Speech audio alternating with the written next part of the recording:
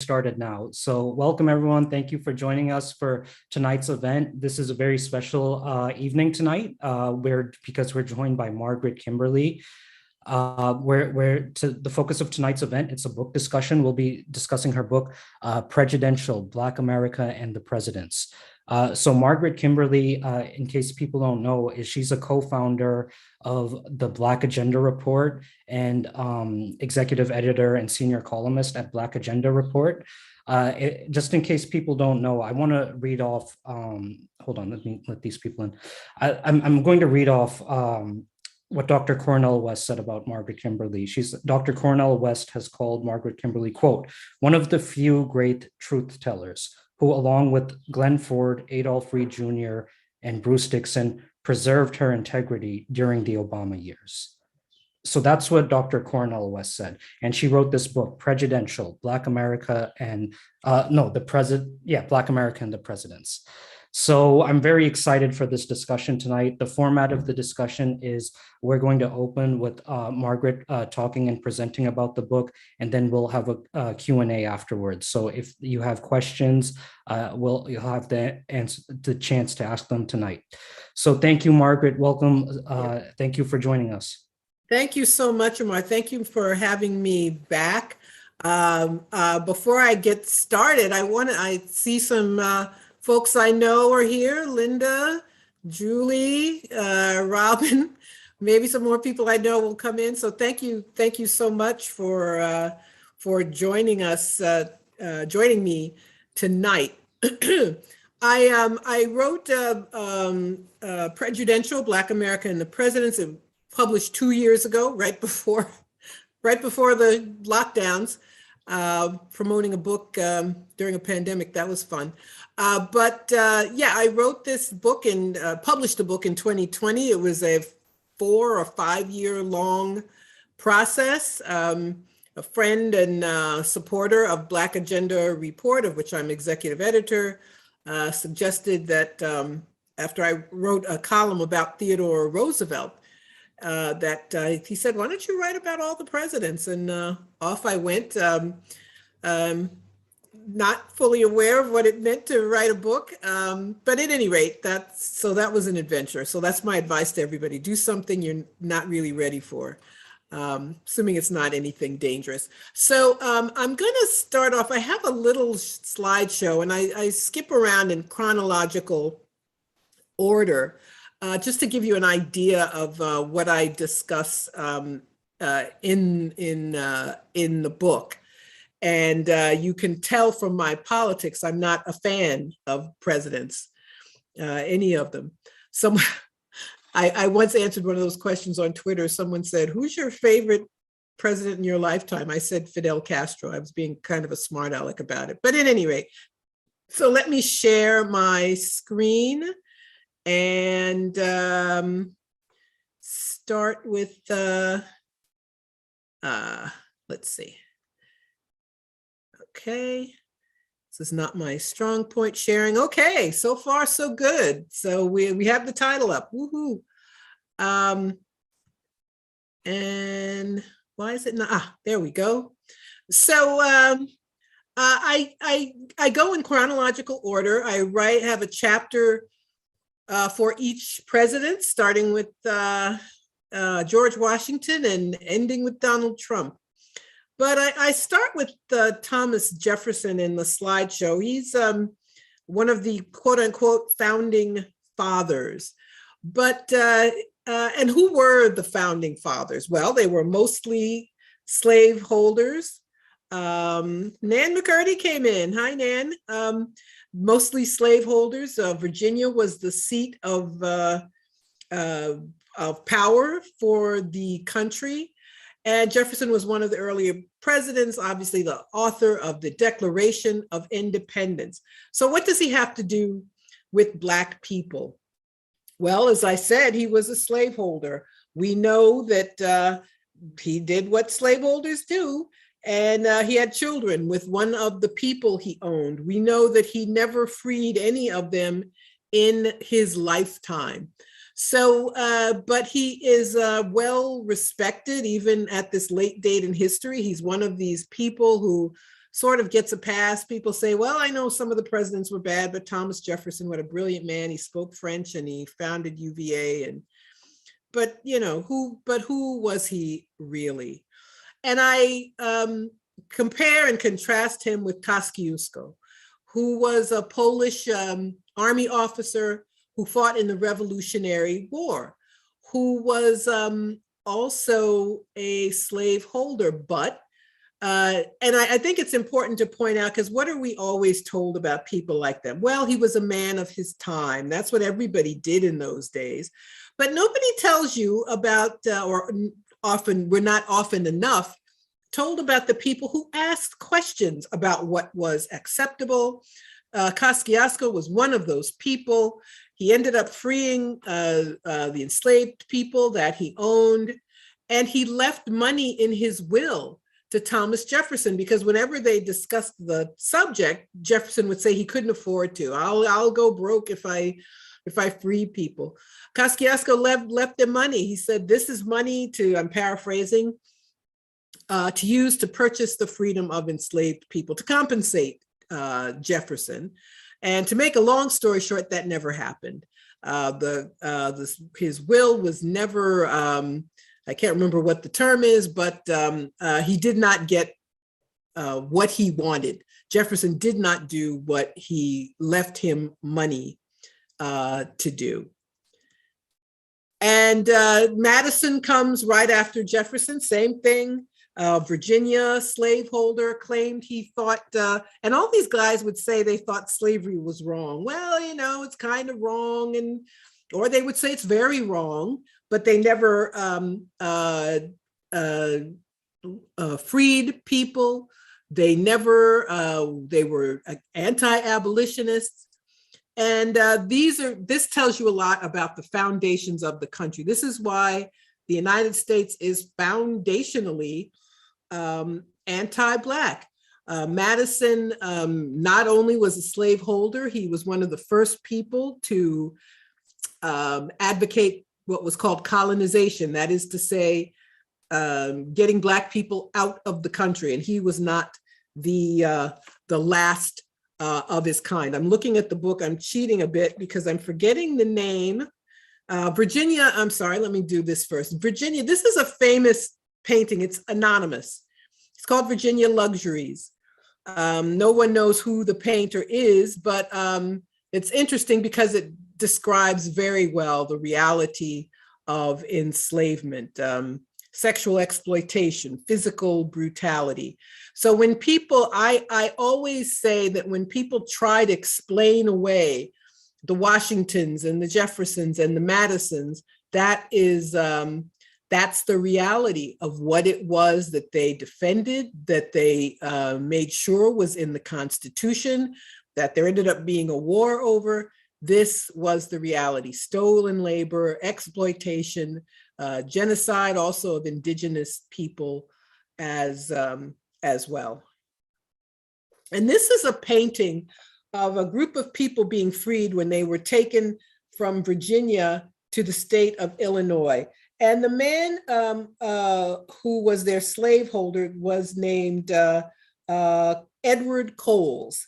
He was related to Dolly Madison. Coles worked for both Madison and Jefferson. And as I said, there were people at the time who questioned slavery.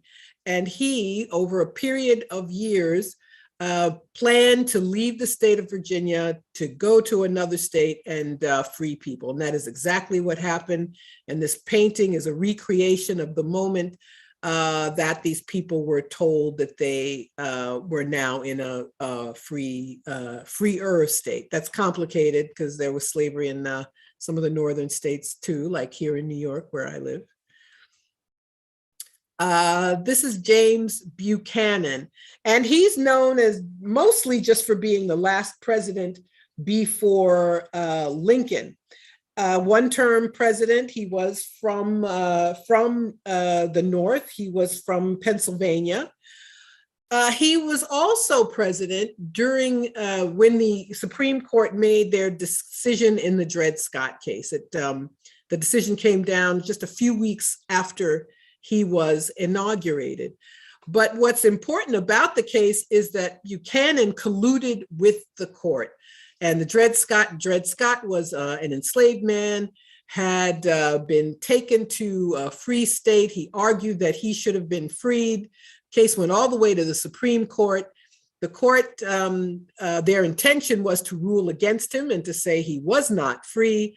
But Buchanan interfered to make sure that the ruling was not just that Dred Scott was not free, but that slavery itself was that Black people did not have citizenship. And so he wrote letters to Supreme Court Justice at the time, Roger Taney, now infamously known as the man who said Black people have no rights, that a white person need respect. And what he was hoping to do was to end the question of slavery forever. There had been great debates between the states, many efforts at so-called compromises. All the compromises did was to compromise with slavery rather than ending it. So they would say, well, if a slave state enters the Union, a free state has to enter the Union. And this was the final legacy of all those decades of compromise. I'm going to quote what he said. He wrote to two of the justices while he was still president-elect, quote, "The great object of my administration will be, if possible, to destroy the dangerous slavery agitation, thus restore peace to our distracted country."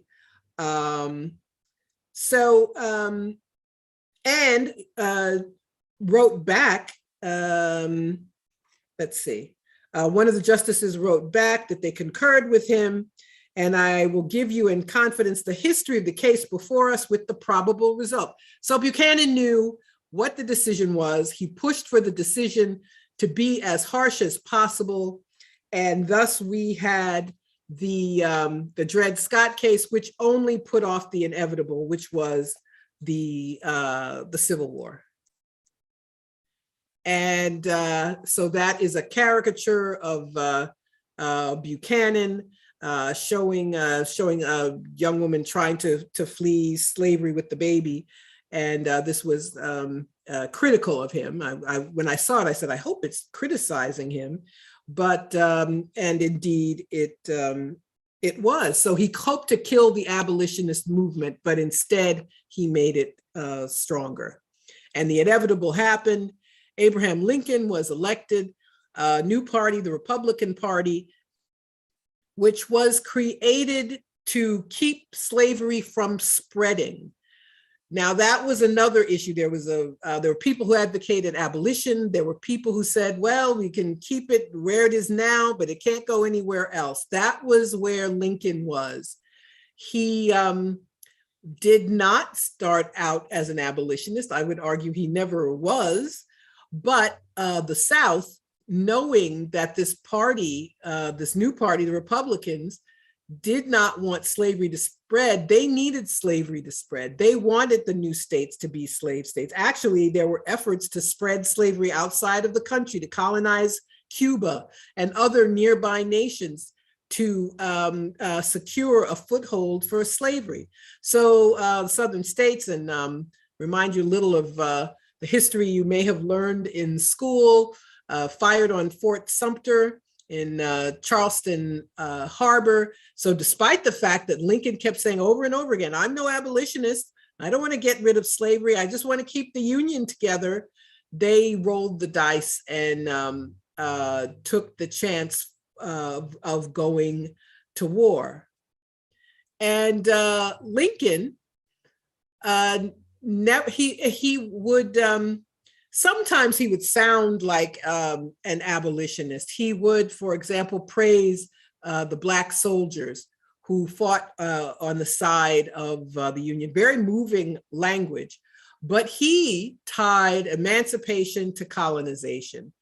And one of the things I discovered in my book is that there's so much history that is just It's just hidden from us, and it's not hard to find. It's not like in a secret archive. So, for example, we all learned about the Emancipation Proclamation in school, but how many of us were told that he refused to sign an emancipation document without also signing a document that advocated for a colonization scheme? So why do I have a map of Haiti? Because there was actually a colony off the coast of Haiti, this little island, Ile La Vache, Cow Island. And immediately after he signed the Emancipation Proclamation, he had a colonization office. They sent several hundred people down there. They were ill-provisioned. Many of them died from illness, and the survivors were brought back to the United States. But this is something that I was not aware of until I started writing this book. And it's very problematic that so many historians, I think people write histories and write biographies because they have an admiration for their subject, which I understand, but they also have an admiration for America and what it stands for and US exceptionalism. So they are loath to be honest about the things that they did, which are now frowned upon. So we're usually told that Lincoln, he first started talking about colonization, but he changed his mind, he dropped it. He never did, never. As late as a couple of weeks before he was assassinated, he spoke to one of his generals and asked him to find a way to get colored people out of the country. So that was a Lincoln plan all along, and he planned to compensate the South millions of dollars for the loss of enslaved people. In the early days of the war, when people fled to Union lines in order to free themselves, initially they were returned until one of his generals said that these escapees could be quote unquote contraband of war and provide labor to the Union. And I'm jumping through many presidents, but just trying to give you an idea of the book. There's TR, Theodore Roosevelt, a Republican. Now, in the days after, for many decades actually, after the Civil War, the Democrats were the party of segregated South. The Democrats were the party of Jim Crow. The Republicans were the party of Lincoln. So most Black people were Republicans for decades. I mean, up until the 1950s, Martin Luther King was at one point registered as a Republican, which is not shocking, considering the positions that the two parties held. So after the Civil War, every time a Republican ran for office, Black men initially could vote. The right was eroded over time in the southern states, but Black men in the North could vote. And there was always an effort to defend the Republican and advocate that this person be elected. And I have a picture here of Booker T. Washington because he plays a role in the story of Roosevelt. Booker T. Washington had dinner at the White House. Now, Teddy Roosevelt, aside from being a racist man, he was, of that noblesse oblige type, and Booker T. Washington was the spokesman for Black people. He was the king of patronage for Black people. So it's not really surprising that Teddy Roosevelt invited him to the White House. But neither man realized this firestorm that would erupt upon news that Washington dined in the White House. There were calls, for example, the Richmond Times raged that Roosevelt advocated, quote, that Negroes shall mingle freely with whites in the social circle, that white women may receive attentions from Negro men. Senator from Mississippi called Roosevelt a coon-flavored miscegenationist. And another senator said the action of President Roosevelt in entertaining that N-word will necessitate our killing 1,000 more before they learned their place again. Roosevelt backtracked. They said, well, actually, it wasn't dinner, it was just lunch. And no, he didn't meet Mrs. Roosevelt or young Miss Roosevelt. But it was quite a surprise to both of them, to Washington and to Roosevelt, but they kept up a personal relationship. And I wanted to add, actually, I'm going to add something else about Teddy Roosevelt. As I said, Republicans depended on Black votes at that time. And in 1906, I hope I'm getting 1906, there was an incident in Brownsville, Texas, involving Black soldiers. They were accused of killing someone. They had been attacked by the local community, by a mob. Someone was shot. There was no evidence that any of the soldiers in question had done it. But Roosevelt kicked them all out of the army, discharged all of them. They got dishonorable discharges, but he waited until after Election Day to do it. And there was a great scandal, great anger in the Black community that he would do that he committed such a cynical act as that. Okay. And this is his distant cousin, Franklin Roosevelt. For those of you who may not know, Eleanor Roosevelt was Theodore Roosevelt's niece. Anyway, so he's the New Deal president. He's the first president to get a large Democrat, that is to say, to get a large number of Black votes. Then he's much loved still to this day. People of my parents' generation talked about Franklin Roosevelt, how wonderful he was, how great the New Deal was. And it was, but he depended on support from Southerners. And because he did not enact civil rights laws, did not enact an anti-lynching bill. And so while the New Deal itself was something that benefited the entire country, Black people got more lip service and photo ops than anything else.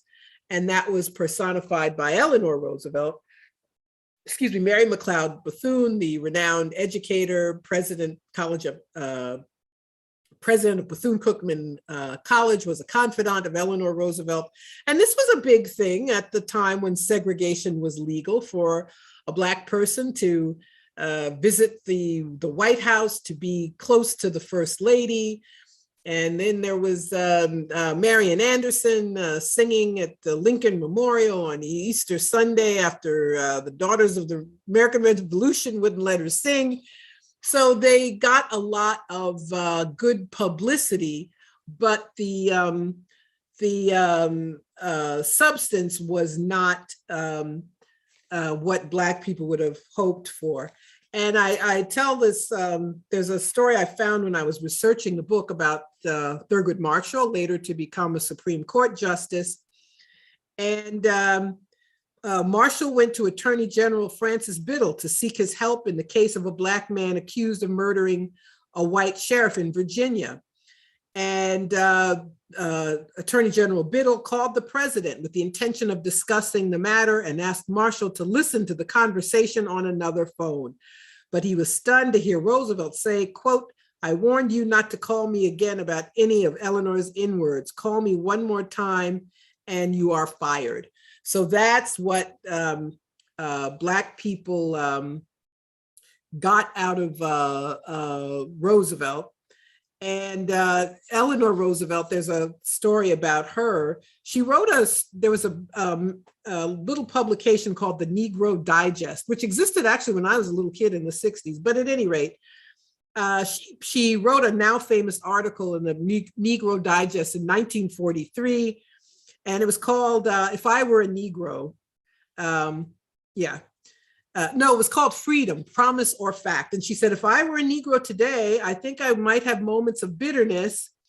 But then she says, I think, however, that I would realize that if my ancestors had never left Africa, we would be worse off as natives today. So basically she said, Black people shouldn't complain too much. There was a small civil rights and a fair employment practices offices, and this happened because A. Philip Randolph, labor leader, leader of the sleeping car porters, threatened a march on Washington, and which proves something that is true to this day. It's only demands that bring about change. So there was a so-called Black cabinet, and Black people were did receive some jobs in federal agencies, but FDR was not the friend that he has been portrayed for so long. And the same can be said of Harry Truman, FDR's successor, who was a senator from Missouri. He was himself a very racist man. He, whatever his instincts, he too, as a Democrat, was beholden to the Southern segregationists.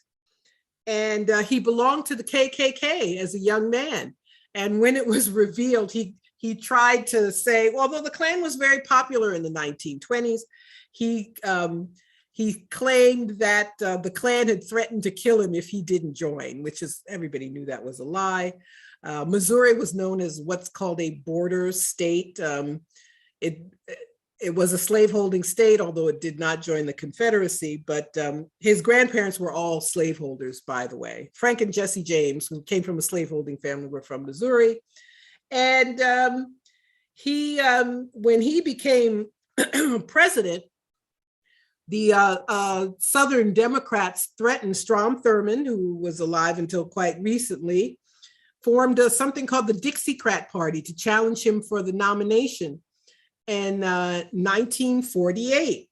So, but he also faced a challenge from Henry Wallace. So FDR ditched Wallace as his vice president in his last term. There are people who say he knew he was dying and didn't want a progressive to succeed him and chose Truman himself. But I'm sorry, I'm going back and forth a little bit. But in 1948, Strom Thurmond challenged Truman with this Dixiecrat Party. But Truman did, he desegregated the military, and he did enact some civil rights legislation because he knew he was going to be in a tight race in 1948, and he was. And we all have seen the famous photo of him of a newspaper saying Dewey wins instead of Truman. That's how close it was.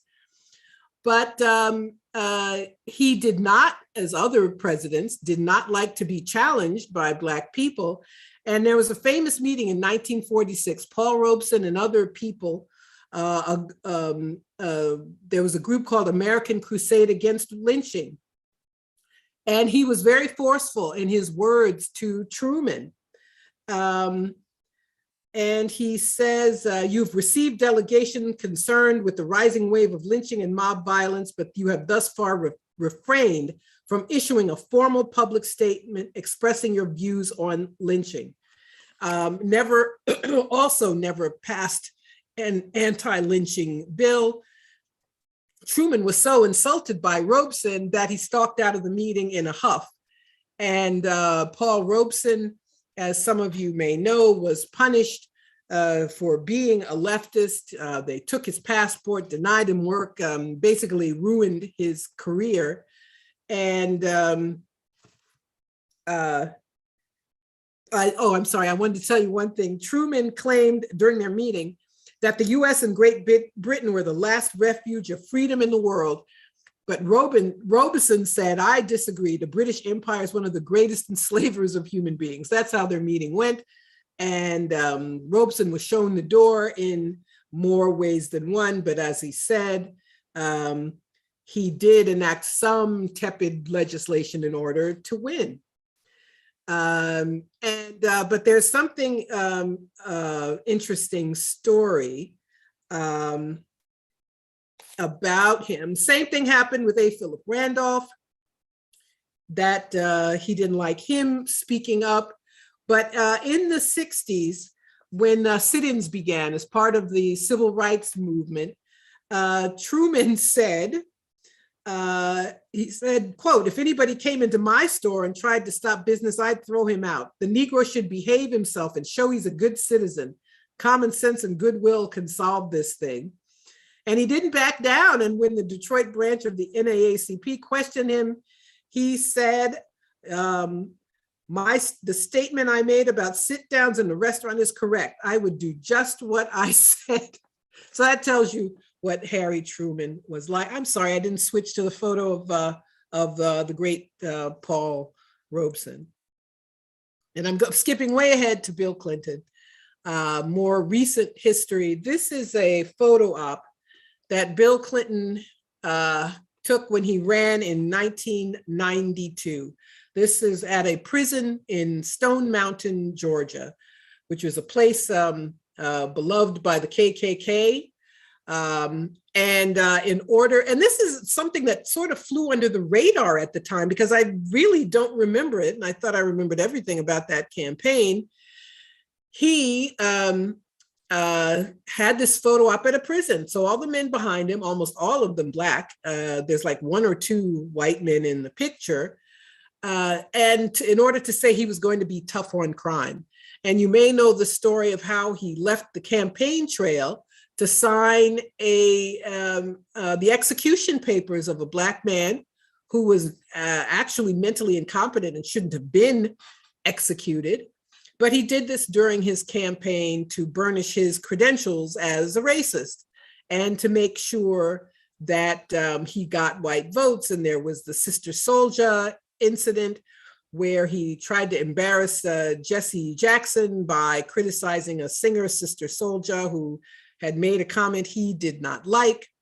So this is what we get in later history. And we were Black people at this point were firmly Democrats. We're supposed to support Democrats regardless of what they do, even when they do things like this.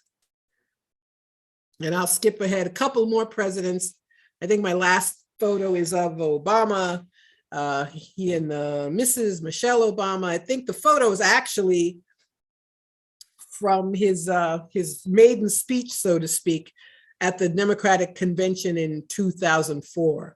The thing that's most famous that I remember about this speech is that he said, there is no Black America, there is no white America. And I thought, well, yes, there is, but he de-racialized himself from the very beginning. He made numerous negative remarks, especially about Black men. Every time as president, every time he was asked about Black people as a group, he would just say, a rising tide lifts all boats. If I improve the economy, everybody will get a job. So he got this, I believe, undeserved love from the Black community, partly because much opposition to him was racist. So there was a reflexive reaction to defend him as a Black man, to defend the Democrat, to defend him against racists. And it didn't matter if Black people as a group were never given any of the consideration that we are due as a group. He bailed out the banks. He didn't bail out the people. During the housing crisis, the mortgage crisis, many Black people lost their homes, which is most of the wealth that many Black people will ever have. And I believe that's my last slide. So as I said, the book goes up to Trump, and I think it's interesting that he was followed by a man who won the Electoral College by appealing to racist people. But now we have his vice president back, Joe Biden. Some people call him Jim Crow Joe, and I don't have any argument with that description of Joe Biden. Biden, one of the worst things that Bill Clinton did was the crime bill, which put a lot of people in jail, just to put it simply. And Joe Biden, as a senator, was one of those who made sure that it that it got through Congress, and he bragged it does everything but have a death penalty for jaywalking. You know, I thought it was being funny, I guess.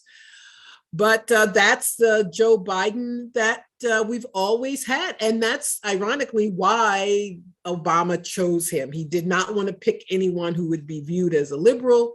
So Joe Biden, who was always one of the more conservative Democrats, was his vice president and used that credential in his successful run for the presidency himself. I should add, I'm realizing I should add a photo to this slideshow. I don't know if you all remember when Biden was still president-elect, he had a meeting with Black people who were called, you know, whether they should be or not, called civil rights leaders, and a Zoom meeting, which was leaked to the press. And in it, he was extremely rude, extremely dismissive. He did not like being questioned, like some of his predecessors.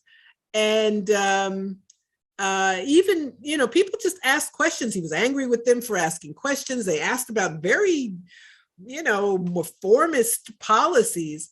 And he was very dismissive to them. And at one point, his famous temper, he said, if you don't like that, if y'all don't like it, to hell with y'all, or something along those lines. So that's the Joe Biden that we get, giving lip service, using the duopoly to his advantage. There have always been, my late mentor Glenn Ford used to say, in American politics, there's always a white political party and a Black political party. And it, as I explained earlier, started out with the Republicans being the Black People's Party, but for the last almost 60 years, it's been the Democrats. The last Democrat to get a majority of white votes was Lyndon Johnson in 1964.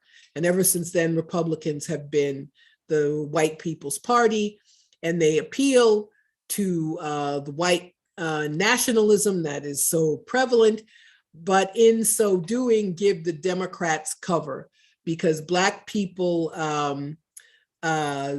see themselves at the mercy of the system, instead of remembering that when we act independently. That's the thing to remember about the liberation movement, what's usually called the civil rights movement. Black people made demands. And it was Black people in the South who did not have the right to vote who managed to get the vote for everyone, voting rights protection, which has now disappeared because Democrats didn't do anything about it. That's part of my argument. So that's where we are now. And we have a systemic problem in this country with the presidency. The presidency both reflects the feelings of the country, but also can be the driver. Every president has a, you know, what's the expression, a bully pulpit, and can move the country forward if they so choose. But, you know, we saw from the earliest that there's been mostly compromise. I just thought about something else, about this capital city itself, about Washington, D.C. The first capital was New York. That's where Washington was inaugurated. Then it moved to Philadelphia. Then they built a new city on the Potomac River. And one would ask, why do you need to build a new city? There were already cities. But when Washington was president, he was a slaveholder. He and Martha, actually Martha owned most of the enslaved people that she inherited from her first husband. Pennsylvania had a law that any Black person who was in the state for 6 months could be declared free. And this was a problem for Washington, so he would rotate people. So he made sure that none of his servants, so-called, stayed in Philadelphia more than that length of time, so he didn't have to worry about any of them being free. And that is why they needed a city further south. A city that was securely within the boundaries of those states that depended on slavery. So Washington, D.C. is between Maryland and Virginia. So that's how dedicated the nation was to maintaining that original racist foundation. And of course, you never get away from that. You're not going to become a non-racist country with that history unless you really are dedicated to doing so. But we get a bunch of cynics in office who either go along with that and don't care, or do the most expedient thing. So that's my presentation. Oh my God, I've talked longer than I planned to. I could talk some more. Anyway, I'm ready for questions. Thank you. Thank you all. Awesome. Thank you, Margaret. Thank you so much. So for everyone who joined us, we're discussing Prejudential, Black America and the Presidents, Margaret Kimberley's book. And for everyone who joined us, I just want to read again. This is what Dr. Cornel West said. Dr. Cornel West called Margaret, quote, one of the few great truth tellers who preserved her integrity during the Obama years. So we're discussing Margaret's book, Prejudential. We're talking about our history as a country and how it shapes who we are today. When you mentioned Joe Biden, along with supporting being a champion of Bill Clinton's crime bill, he also supported all of Bill Clinton's bad policies, like the bankruptcy bill, which harms all of us, including Black people, and the so-called welfare reform. And then when he became president, when he became vice president under Obama, one of the things under his portfolio was Ukraine policy. And his Ukraine policy, like his son Hunter Biden ended up on the board of Burisma, made $50,000 to $80,000 a month for doing nothing, just for having the last name Biden. And we have all these emails exposed showing improper dealings with the Bidens and Ukraine and China and other places. And now Joe Biden is our president, leading our response to this conflict that's happening in Ukraine.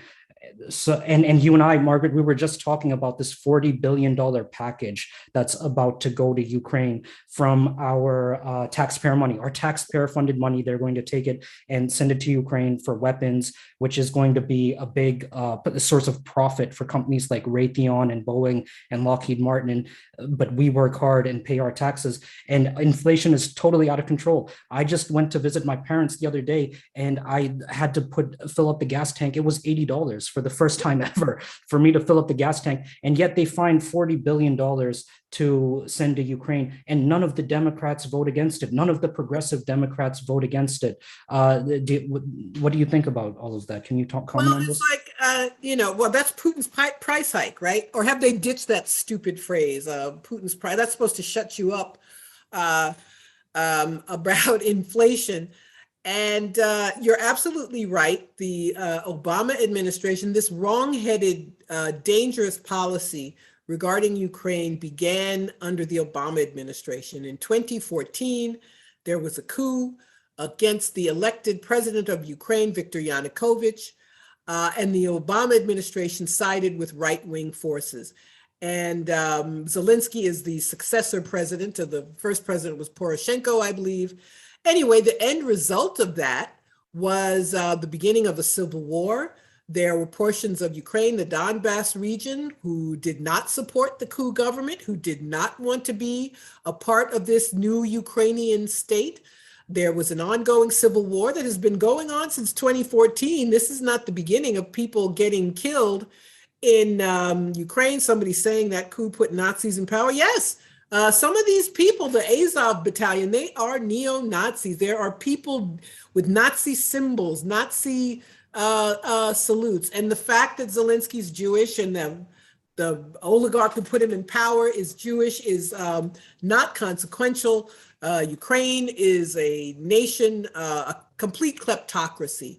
And rich people, whether they're Jewish or Gentiles, use the far right as their muscle. And they used to be called Nazis, but the press, in trying to defend Biden, the New York Times, for example, used to always call the Azov battalion neo-Nazis. They're just called far right, and they've ditched the word Nazi. But Biden was the point person in Ukraine, and yes, his son did. What did he say? Well, he's a smart guy, so that's why he had the job. $50,000 a month. He didn't know anything about the gas business, nothing at all. But his last name was Biden. That's all they wanted. And and this corruption extended into the campaign. It may be only right wingers who talk about Hunter Biden's laptop, but it's an important story. There were emails. At first, it was like, no, he didn't have any contacts with his father, but apparently there are emails, someone thanking him, thanks for introducing me to your dad. So, but the press helped him. And Twitter, for example, would not allow anyone to link to that story. Facebook disappeared the story, and that's where people get most of their news now. So the big tech, they are allied with the Democratic Party, they helped Biden try to disappear this story. And so yes, Biden was he helped Bill Clinton do all those horrible things, the welfare so-called reform. You had a right to seek public assistance from the New Deal onward for 60 years. Bill Clinton got rid of that. He was actually one of the most right-wing presidents, but that's what they need Democrats for. So a Republican couldn't get that passed, but a Democrat could do that. So that's the role Biden played as a senator, as vice president. And now we have this hawk, this man who has whose policies created this crisis in Ukraine. The US would never give an inch to Russia, never. They've disappeared diplomacy altogether. No room for compromise. All of Russia's concerns were ignored. And the Biden administration was trying to instigate something to happen so they could sanction Russia, so they could kill the Nord Stream 2 pipeline, the deal that Germany had with Russia. Well, they succeeded in doing that, but I think they got something they didn't want. But it's very, very frightening. They do not have a plan B. They think they can weaken Russia or hurt Russia, so they sanction Russian oil. What does that do to the price of gas? Well, people all over the world are paying more for gas than for oil. And people who can barely afford it, the global South nations, the so-called poor nations, people are really suffering. People are suffering here. And the little bit of a safety net only lasted a year. So we got these small stimulus payments, and people had a child tax credit, but it's gone. And Build Back Better was supposed to bring it back. It's like, oops, sorry, you're not going to get it. But Ukraine gets $40 billion dollars of our money in order to continue a policy that is extremely dangerous. And I say to everyone, if you want to help the people of Ukraine, I think we should be agitating and advocating for talks, good faith negotiations. A war can end with a military defeat, but a war can end with negotiations. It's happened many times in history. Ukraine is going to be a cash cow for the military industrial complex. And Ukrainians are the ones suffering. And President Zelensky, he needs to live up to the hype, and he needs to be this great leader, we've been told, and talk to Russia and tell the United States, I'm talking to Russia too. And I'm not right now they want to fight to the last Ukrainian. So I don't see how that helps people in Ukraine if they're dying in a war. But so yes, that is my overall response. There are many things to say about Ukraine. People on the left don't agree about everything, but I think we can agree that negotiations are the way out. That is what we should be advocating for. And as far as ourselves, we have to make demands on this government. We have these phony progressives. There aren't any progressives in Congress. They never say anything. Who said anything about Ukraine, about the $40 billion? A handful of Republicans. Why are they the only ones saying this? That's a progressive position, or it should be, but they're captives of their party leadership. They are not. I think you need real revolutionaries to advocate for us, but none of them are. So we have corporate media defending Biden. Everything they say about Ukraine, it comes straight from the State Department. The press used to be much better. So anyway, so that's where we are now. Great. So we're going till about 8:30 with questions. If people have questions, I'll just request that they put them in the chat, and I'll keep an eye out on that. So Margaret, when I was reading your chapter about FDR and Eleanor Roosevelt, and what you were discussing it just now, how Eleanor Roosevelt, for example, she would have meetings where she would invite Black people or take pictures, and this would be perceived as a progress in race relations, which it may have been at that time. It was more symbolic. But then when FDR had chances to enact certain legislation that would have like materially benefited people, they didn't. So what it came off as was kind of almost like a tokenizing in a way. And it reminded me of what goes on now with, like, for example, George Floyd got murdered, and then all the, like, everyone starts saying Black Lives Matter, even the corporations like Amazon will say Black Lives Matter, but then they have a Black warehouse worker manager, Chris Smalls, who's asking for COVID protections during the COVID pandemic, and they fire him. And in their internal discussions, they use very condescending and sometimes like borderline racist language. So can you talk about that some more? Sure. It's just as you said, there's a lot of performance. I think performative was a hot word from a couple of years ago. So everybody's taking a knee, like Colin Kaepernick, who was vilified when he did it, and he took a knee in protest against police brutality. And then everybody co-opted it. So cops were taking a knee. CEOs were taking a knee.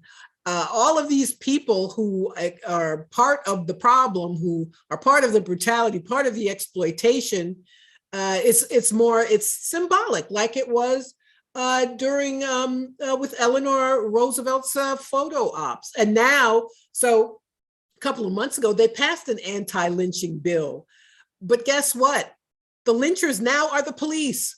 So this bill is window dressing. It's actually insulting to me, frankly. It's the police who get to kill with impunity. It may not be a mob of KKK, it's the police. Like the NYPD a couple nights ago shot a young man to death under very questionable circumstances. So yes, that's the symbolism, the power of symbolism prevails. The fact, unfortunately, that people still accept that in place of real change is a very dangerous thing indeed. So they make, last year they made Juneteenth a federal holiday. I didn't need Juneteenth to be a federal holiday. Juneteenth was always a people's holiday. It was something that was always bigger in the South, especially in Texas, and it celebrated people learning that we're told they found out the war had ended. Of course, they knew the war had ended, but there were no Union troops in Texas yet, so they didn't find out until June they knew, but it wasn't until June that the freedom became real with the presence of Union troops. And this was a big holiday in that part of the country, and it was a people's holiday. Now it's, everybody talks about Juneteenth, the crooked banks and the crooked politicians, and everybody tries to, co-opt it for their own. I would have preferred that they didn't make it a national holiday, to be perfectly honest about it. So, and the current president, Biden, and I have to say, he's not well. It's clear he is not well. I can't diagnose him and see what he has, but he seems to be confused at times. He's not a young man. He's almost 80 years old. I would argue too old, frankly, to be a president. A younger person should be in that job. But given his political leanings, he's a very weak president now. Ukraine is blown up in his face. He has his foreign policy team, in my opinion, should all be fired. They should all be fired. And but I guess that means Biden ought to fire himself. But they are we're sleepwalking into war. That's my biggest fear about Ukraine. that they don't have a plan B, they don't plan to talk like they should, and they will continue to escalate. And this idea that you can only, yes, my book is in Barnes and Noble, actually. Thank you. There's no out except to give Ukraine arms. And I have to tell you, you have to look outside of the corporate media, but Ukraine is losing. They've suffered terrible losses. I was following someone on Telegram, and these Ukrainian women were having a protest because their husbands are being sent to the battlefield without the proper equipment, without proper training. Russia has not even used, I think they've used only a quarter of their military force so far. They've got plenty of equipment. So why, if they're winning, why do they need equipment? Which anyway, in any case, I found out is a bit of a joke, because you can't get, howitzers. They're making a big deal about that. Well, you can't get howitzers Monday and use them on Tuesday. You have to be trained. It takes several weeks. Some equipment, it could take months to learn how to use. So it's a joke. And they think, Biden, oh God, he's not a very smart person. He said last year, he says, Putin only has oil wells and nukes. And John McCain famously said, Russia's just a gas station masquerading as a country. Well, none of that's true. Do you know the ruble has gone up in value since they've sanctioned Russia? Excuse me, that's because the price of oil has gone up since they cut the oil supply by sanctioning Russia. So you can't sanction Russia without punishing the whole world. And the whole operation is dubious to begin with. This idea that they can contain Russia, weaken Russia, break up Russia is nonsense. It's all nonsense. And I didn't vote for Biden. I remember when, I think it was November 7th, when they announced that he had enough electoral votes to win. And people here in New York, they celebrated in the streets. And I refused to go out. Which was kind of funny. It was like cutting off my nose to spite in my face. It was a beautiful day. I should have gone out. But anyway, I didn't want to be part of that stupid celebration. But even I did not see, the risk of World War III coming from Biden. So he's worse even than I thought. Domestically, he's bad. Internationally, he's bad. But we have to end our reliance on electoral politics. There's nobody who's going to save us. There's not going to be some great candidate who's going to come along and save us. It's the people. We've got to save ourselves, and we have to relearn taking part in mass action, because that's always the thing that has brought about positive change in the U.S. Great, thanks. I want to thank Jax for helping us with the tech in the live stream. And Jax, if you have a second, if you could find a link to purchase Margaret's book and share it in the chat, and I'll share it in the follow-up emails that I send tomorrow, because people were asking about where they can purchase the book from. So when I was reading your book, Prejudential, there was one of the themes I picked up on was that anytime significant legislation was passed, legislation that we get taught now, like the credit for it goes to the presidents, there was actually always, every time, there was a campaign of Black activists who were like pushing. They created the political environment where the particular president in power had no choice but to support that. So this is a very important piece of education, because we get taught a very mythical, whitewashed version of history. We do. And I just put the link from my publisher in the chat, from Steerforth Press. You can buy from them. There's an ebook, an Audible book, an audio book, which I narrate myself. It is in major bookstores. It's in libraries. It's in the New York Public Library, which is a big thrill for me. So if you go, and you can get it from, I try to also promote independent bookstores. So your local bookstore, if they don't have it, they'll order it for you. You can get it on Amazon. I'm not an Amazon fan, but you can't market a book without mentioning Amazon.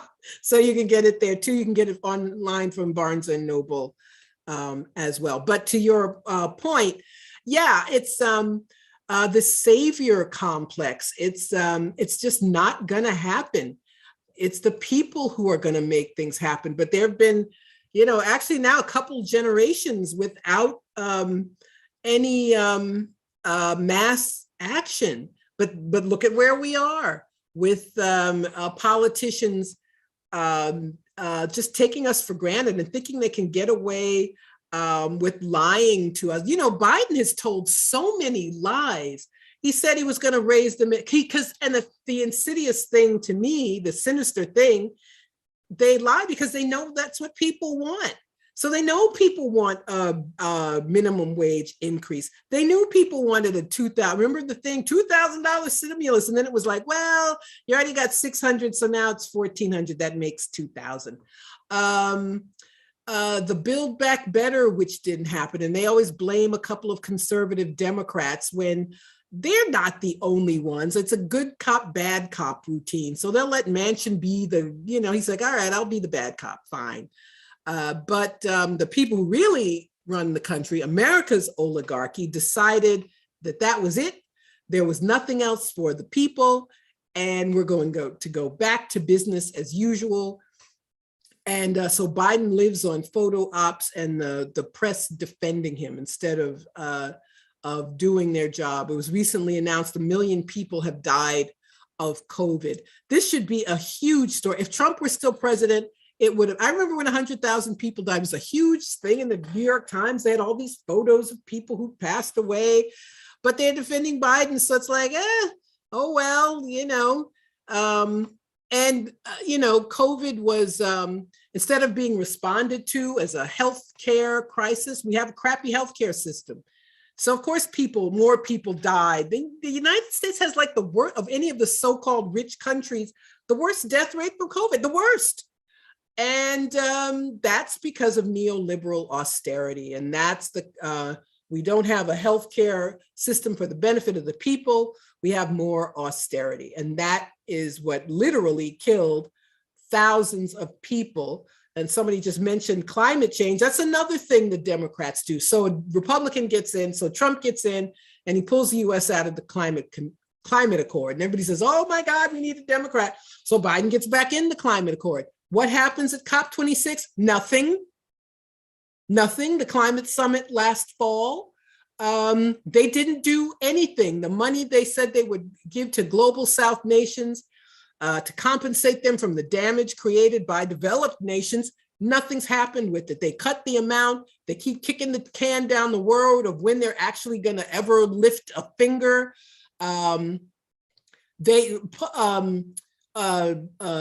Oil drilling on public lands, it continues. In fact, there's more of it under Biden than there was under Trump.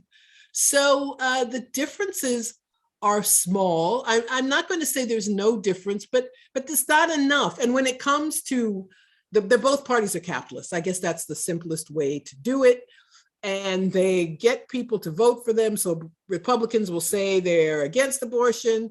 Democrats will say they're pro-choice, although when they had the chance, I wrote about that this week in Black Agenda Report, how they have never taken the opportunity to pass legislation to protect abortion rights. They're still fooling people. In order to get it out of the Senate, they would have to end the filibuster. They could do it. They could do it just for one vote if they wanted to. The Supreme Court, that's what they say. Whenever you don't want to vote for a Democrat, but the Supreme Court, don't you want to protect the Supreme Court? Well, what did we get? Ruth Bader Ginsburg wouldn't step down. Obama knew they were about to lose the Senate. She was already 80, already had cancer. She doesn't want to step down. Nobody pushes her to step down. He wants to appoint Merrick Garland. Republicans just say, we're not voting on him. He could have used a recess appointment and done something bold. He didn't do that. So we have this terrible, the super majority in the Supreme Court, partly because of Democrats' miscalculation. And, oh, well, never mind, no recess appointment. Hillary will win. She'll win, and she can put somebody in.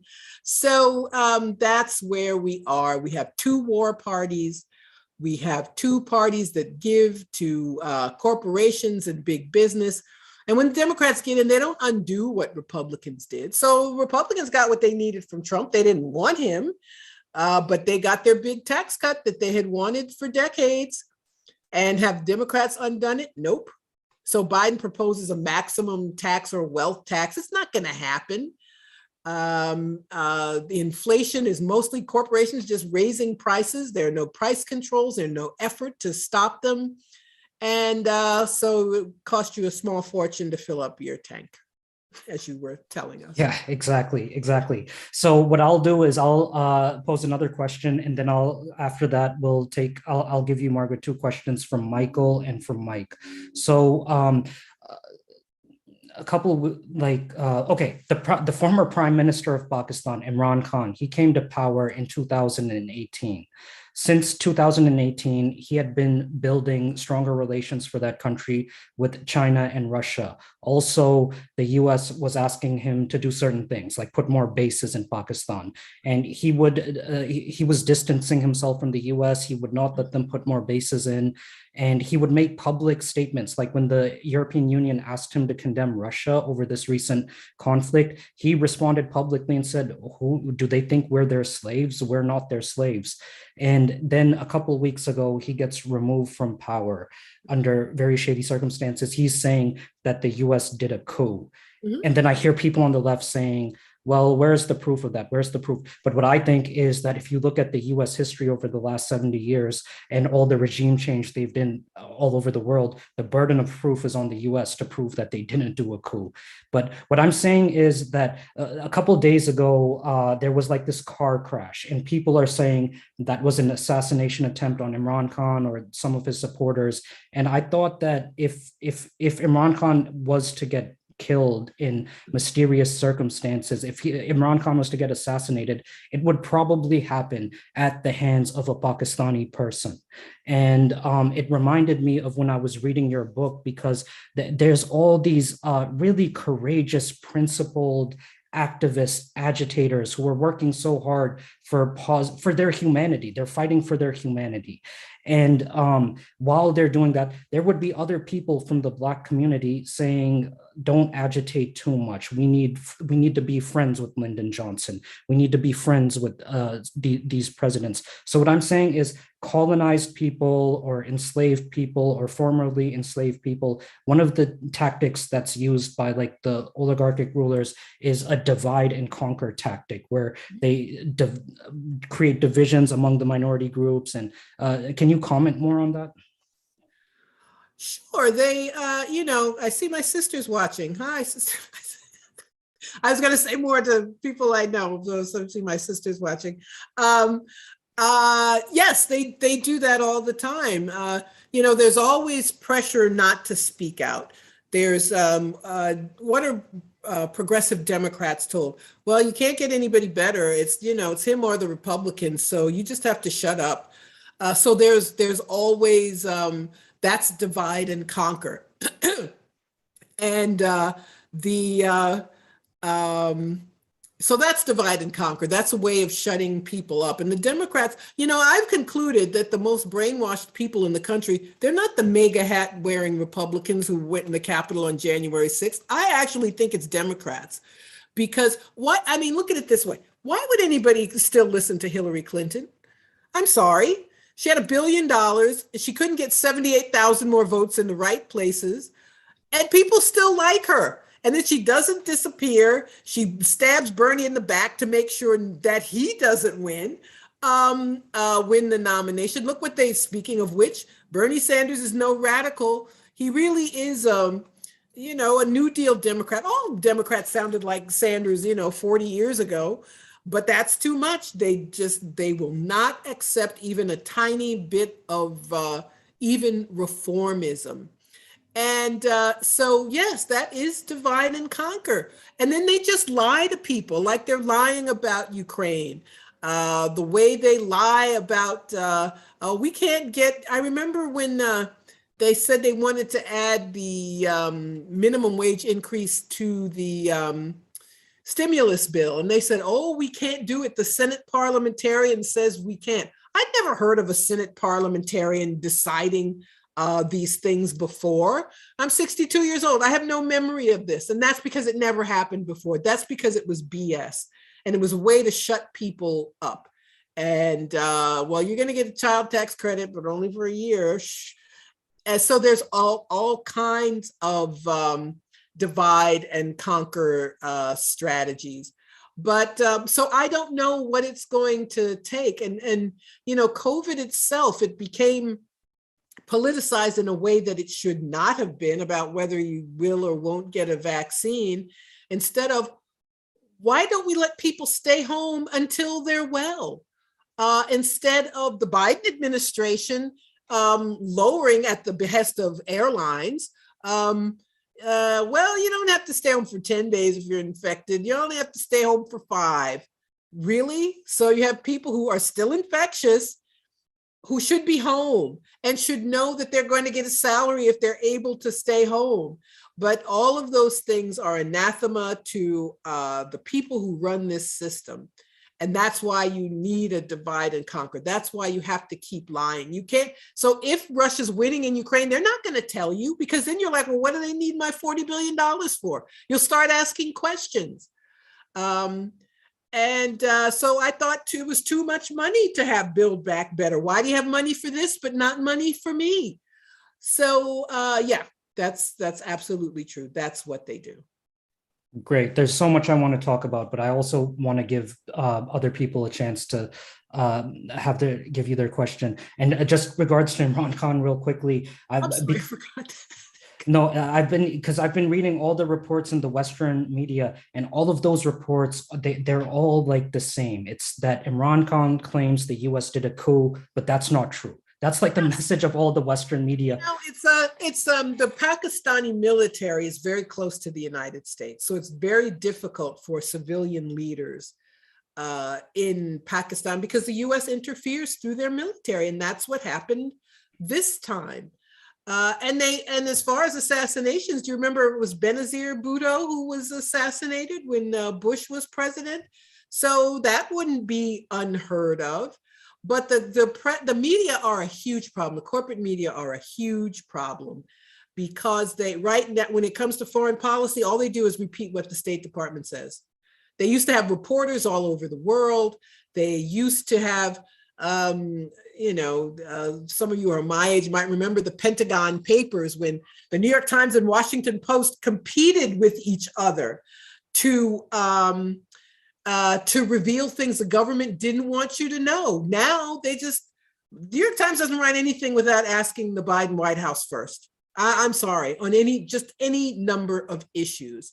So you have to be interested enough, know where to look, take the time to look, know who to follow on Twitter or on Telegram if they kick the person you like off of Twitter because they're telling too much truth. And it's just insane. So you have a population that is uninformed. And if you read the New York Times every day and listen to NPR, you still don't know what happened in Pakistan. You still don't know what's going on in Ukraine. Yesterday, a Palestinian reporter was shot to death by the Israelis, by the IDF.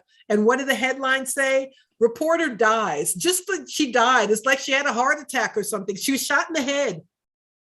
And but the media never describe it, or she died in gunfire. Well, who fired the gun? And that's just an example of how they cover up for people in power. We don't have the freedom of press that we thought we did, that people like to think, and it seems to be eroded over time. So it's us. We can, no blue and yellow flags for Ukraine.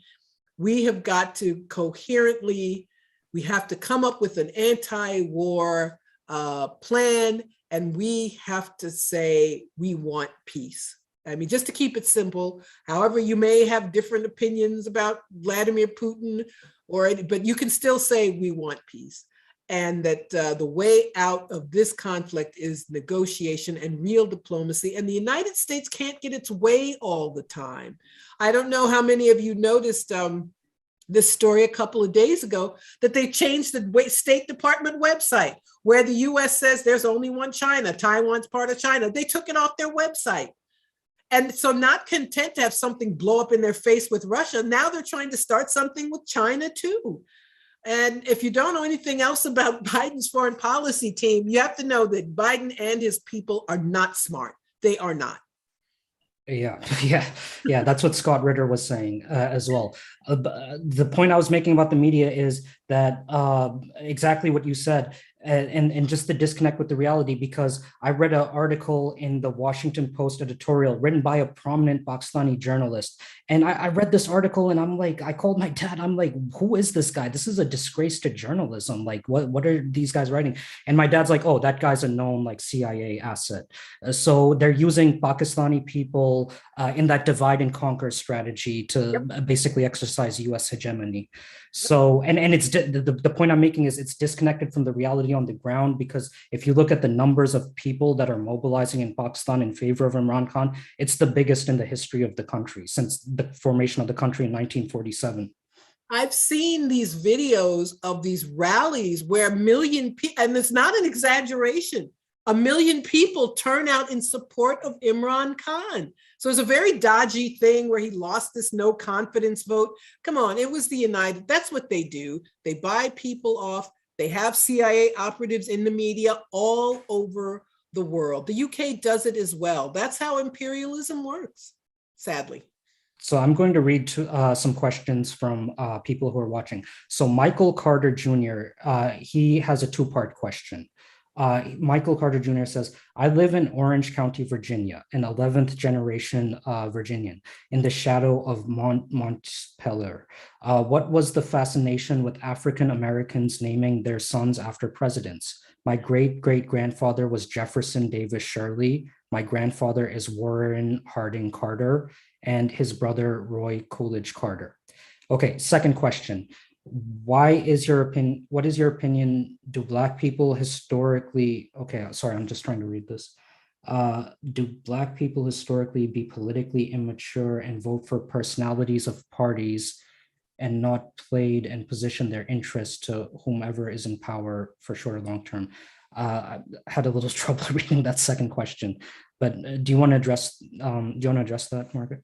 Well, the naming question is a very interesting question. You know, the name Washington is the Blackest name in the country, literally.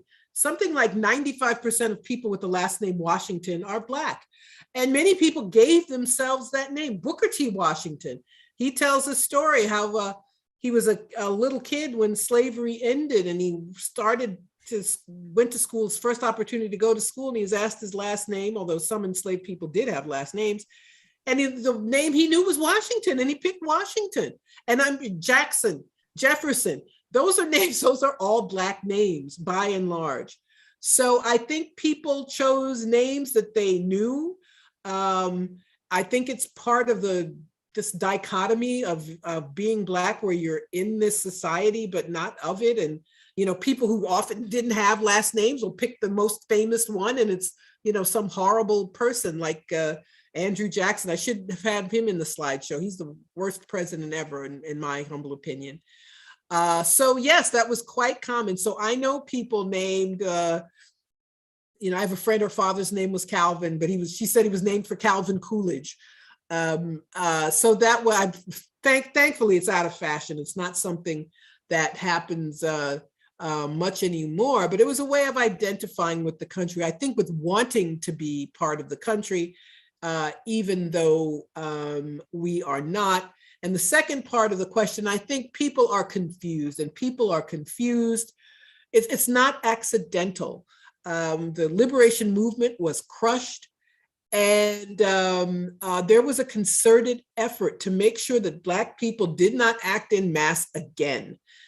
So it was done in several ways. First of all, it was crushed with COINTELPRO and assassinations, putting people in jail, co-opting people, allowing a small group of Black people to become quote unquote middle class, to go to college and, you know, sometimes get prestigious jobs, even the presidency. So I think there's a lot of confusion, but I think we all have to do our part to speak truth as often as we can, and we have to look outside. We have to look at the Congressional Black Caucus. There was a time when Black Congress members were the most left-leaning members of Congress, and now they say nothing.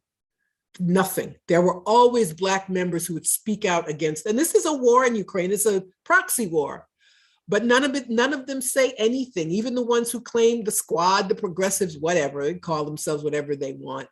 But I think we have to understand what happened, that the movement was destroyed consciously. Black consciousness was destroyed, but that's not to say that it can't be regained. And that's something we have to be aware of. Thanks, Margaret. Zygmunt Brzezinski, in his book, The Grand Chessboard, he's referring to is all of Eurasia. It's Eurasia. So the people of Ukraine, the people of Pakistan, Black people in America, they're all just pawns in a game of chess, a friendly game of chess. So, that's the way the policymakers in DC think of the people of Ukraine, for example. So I'm going to read a comment here from mass peace action activist Mike Van Elzeker. It's a comment and a question. The Democrats seem almost worse than useless in this moment, with 1 million dead from COVID, the climate collapsing, and a return to great powers conflict. But there seems to be a rejuvenated culture of protest and labor organizing. I wonder if you feel optimistic about the organizing in places like Starbucks, Amazon, Target. Thank you for asking that. We have to, it's easy to be pessimistic, right? But I think, the Amazon labor victory, the Starbucks labor victories, there's strikes all over the country. The media don't give them much coverage, but there's a lot of unhappiness with the way the system works. And, the protest after George Floyd was killed 2 years ago, I think that was also a political protest. It wasn't just the outrage about the killing of this one person, but I think the electoral politics is the enemy. I think the fact that happened in an election year, I think elections suck all the air out of the room. And too many activists are still, and it's very hard, we are propagandized to vote. That's the only thing we're propagandized to do, is to vote, not to be politically active or to make demands in any other way. So I believe that being an election year killed what could have become a bigger movement. But that came out of the blue. So who knows whether we can do that again. But and that's why it's important to belong to groups like Mass Peace Action and Black Alliance for Peace and other organizations. We can educate ourselves, be in solidarity with other people. There are folks, some of the people here I said hello to. I'm involved in other parts of my life. So there are lots of people who are working, who are fighting for change, but we have to be in stronger solidarity with each other. And then we can have the things that we need. Okay, so I think I'll ask one more question and then we'll get ready to wrap up for tonight. Okay, in your chapter, President Obama, he was the president shepherding leadership of this country while we have this racist history and this racist institutionalized policies even still. And in your chapter about him in your book, you were also a little bit critical of the Black Lives Matter movement, which formed during his presidency, because in their activism and their demands, they would not really target Obama, even though there was reason to. And so for a group like Mass Peace Action, which is predominantly white, and people who are actually concerned about like our racist history and they want to do something about it, and they want to support organizations like Black Lives Matter, like what's your advice to like a predominantly white group, or your opinion about how they can engage in this activism productively? Well, that's a good question. I know it can be harder for white people many times white people don't want to be seen as being critical of a Black person like Obama. It doesn't bother me any, but everybody's not like me. That's why Black Agenda Report is so important. That's why Black Alliance for Peace is so important, to give voice to this authentic radical politics. But I would say don't worry about that so much. If you can If you say to yourself, am I being consistent in my politics? Am I viewing this person the way I would any other, then go ahead and say what you want to say. And there, yes, you'll encounter someone who says, well, you're white, you can't criticize Black Lives Matter. But you see what Black Lives Matter, the organization, has become. It was this mass movement, and they used money to buy a mansion for someone. When there are families whose loved ones have been killed by the police, who need money to support themselves, who need money to pay for private investigators or private autopsies, who need money to pay for attorneys, and they squandered it because they were taken in by NGOism and liberalism and celebrity. So I think it's a good thing. Everybody needs to be kept honest. Everybody needs to be held accountable. And if anybody needs help holding someone accountable, you can come to me. You can come to Black Agenda Report. So, because if you're standing up, if you're on the right side of things, we will defend you. And there are Black people who are ready. If they're really a comrade, if they are really on the left, truly anti-imperialist, I will stand with them, and so will other people.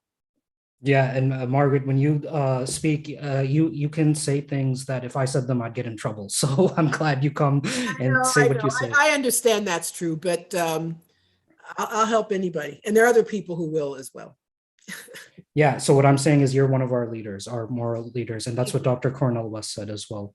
He's a very kind man, very generous man. I do appreciate him. He's a man of the people, and I know that sounds like a corny description, but that's really what he is. So I appreciate his generosity in giving a blurb. By the way, Glenn Ford wrote, I'm just looking for it. Glenn Ford, in the months before he passed, he finished a manuscript of his book, The Black Agenda, which is a compilation of all his, I think it's reversed in the camera, but it's called The Black Agenda, published by Or Books. Published this week, and I urge you can get me and my book and Glenn's. So, yeah, I bought 2 copies of your book. This is my copy, and I got my dad a copy for his birthday as well. Oh, thank you so much. That's very nice. Thank you. So I just one last question, I guess, because of your views on the electoral system and the 2-party system, for, again, a group like Mass Peace Action or peace activists who are very concerned about wars and imperialism and the growing Pentagon budget, what is the mechanism? What is your opinion, advice to us about the mechanism of stopping this war machine, the US empire? I think that has to be the thing you put in the forefront of your mind. So when you meet your member of Congress or your senator, that's what you have to tell them. Keep it simple. Just keep it very simple. We want peace. I don't want my money to go to Ukraine. I don't want anybody in Ukraine to die. I expect you to work for peace. And I think you have to stop voting for people. We have to stop being it's like a kind of a trance that you have to vote, and you have to vote for these people. You don't have to vote for Democrats and Republicans. I'm a registered Green, assuming we can get back on the ballot. Democrats corruptly took our ballot line, but don't be afraid to belong to a third party, to be an independent, to not vote at all. And I think the most important elections are local and state, in fact, that have the biggest impact on our lives. But don't support these people. If you're from Peace Action, don't give your vote to somebody who's voting for war. So, tell your Congress person or your senator, I'm very disappointed that you approved this $40 billion. I'm not voting for you. Say it. But if we don't vote for the Democrat, then we could help the Republicans and potentially bring back Trump. What's your response to that? And how much worse was Trump? Do you know Trump is the one saying that they ought to talk to Putin instead of having a war? And I'm not a Trump defender, but I think we have to be honest about how big are the differences. So Trump will, pull, as I said, he'll pull out of the climate accords. Democrats will go back in, but do the same thing he did and then some. And I think we can't be so afraid of that we give in to these people who don't help us, who don't help the planet, and who are very dangerous. Great. Well, thank you, Margaret, so much for joining us tonight to discuss your book, Prejudential. Thank you for writing this book. I'll Thank send an email out to everyone with the recording of this book talk and with links to purchase the book. Margaret, before we close off tonight, are there any final words or comments you want to leave us with? Just peace out. Thank you so much. I want to thank you all for giving your time. You could be doing any number of things instead of listening to me. So I appreciate you coming. I appreciate you buying the book, looking for the book, giving it to your friends, telling your friends about it. It's a great read. And it's, someone said to me, a brisk read. It's 200 pages. Anybody can handle this book. I think you'll get a lot out of it. And I thank you again. And please read Black Agenda, blackagendareport.com. Thank you all so much. Thanks. I saw Mike holding up the book. Tons of people saying thank you in the chat. So thank you, Margaret. Thanks, Jax, for the tech support. And thank you, everyone, for being with us tonight. Thank you.